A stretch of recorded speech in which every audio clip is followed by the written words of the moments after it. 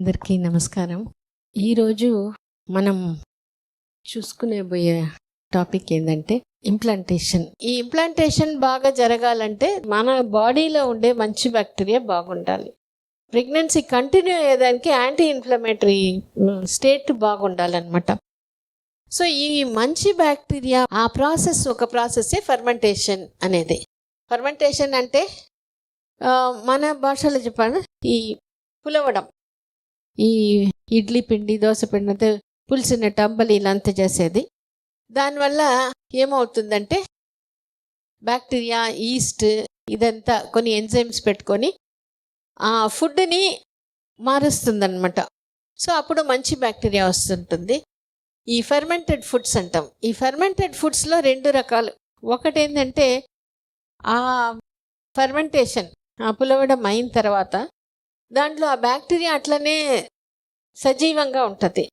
ఇంకోటి ఏంటంటే ఈ ఫర్మెంటేషన్ అయిన తర్వాత కుక్ అయిపోతుంది. ఆ కుక్ చేసేస్తే ఆ బ్యాక్టీరియా కూడా చచ్చిపోతుంది. దీనివల్ల ఏం ఉపయోగం అని చూస్తే దీంట్లో లైవ్ బ్యాక్టీరియా ఉంటుంది. అంటే ఇప్పుడు ఈ పెరుగు, మజ్జిగ ఇవన్నీ చేస్తే దాంట్లో బ్యాక్టీరియా అట్లనే ఉంటుంది. తర్వాత ఈ ఫ్రూట్స్, వెజిటబుల్స్ని ఊరగాయల్లాగా చేయడం, అది చేసినప్పుడు కూడా ఈ బ్యాక్టీరియా అట్లనే ఉంటుంది. సో ఈ ఫ్రూట్స్, వెజిటబుల్స్ మనం ఫేమస్ మనకి ఆవకాయ. ఇది చేసినప్పుడు ఏమవుతుంది, మనం దాంట్లో సాల్ట్ యాడ్ చేస్తాం. సాల్ట్ అనేది టేస్ట్కి మాత్రం కాదు, మంచి బ్యాక్టీరియా బాగా గ్రో అయ్యేదానికి కూడా. అట్లనే ఆయిల్, తర్వాత ఆవాలు, ధనియా, మెంతులు ఇవి అన్నీ కూడా మంచి బ్యాక్టీరియా బాగా పెరిగేదానికోసం హెల్ప్ చేస్తుంటుంది. అట్లనే మనం ఏ పాత్రలో పెడుతున్నామో పింగాణి కానీ, తర్వాత గ్లాస్ ఇటువంటిది, మట్టి కుండ ఇటువంటి వాటిలో ఉన్నప్పుడు ఇది బాగుంటుంది. అదే ఎందువల్ల అంటే ఇది టెంపరేచర్ మెయింటైన్ చేస్తుంది. ఏది ఈ పింగాణిది కానీ గ్లాస్ కానీ అది ఆక్సిజన్ని కూడా రానివ్వకుండా చేస్తుంది. దానికి మనం ఇంకోటి కూడా చేస్తాం, ఈ తెల్ల గుడ్డ వేసి మూత వేసేస్తాం. దానివల్ల ఆక్సిజన్ లోపల పోదు. తక్కువ లెవెల్ ఆక్సిజన్లో ఉన్నప్పుడు మంచి బ్యాక్టీరియా బాగా గ్రో అవుతుంది.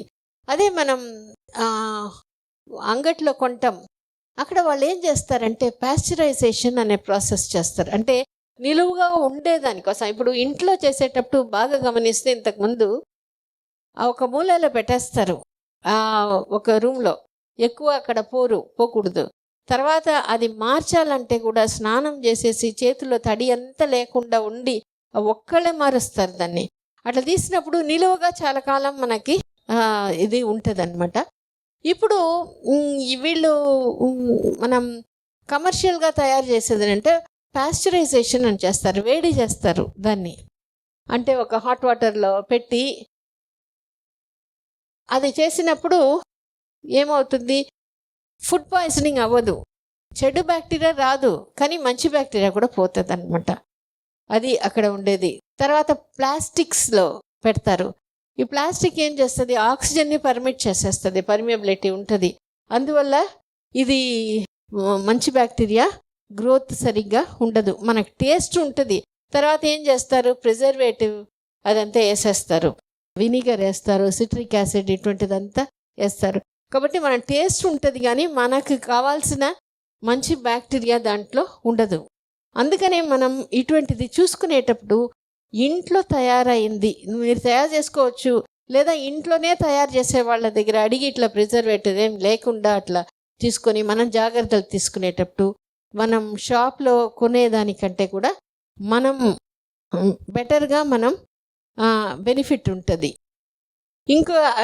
ఇంకోటి ఏంటంటే అట్లనే మనం ఇంట్లో చేసే ఫర్మెంటేషన్, ఇడ్లీ దోశ చేసేటప్పుడు కనీసం 8 hours అయినా టైం ఇచ్చినప్పుడే అది మంచి బ్యాక్టీరియా ఫామ్ అవుతుంది.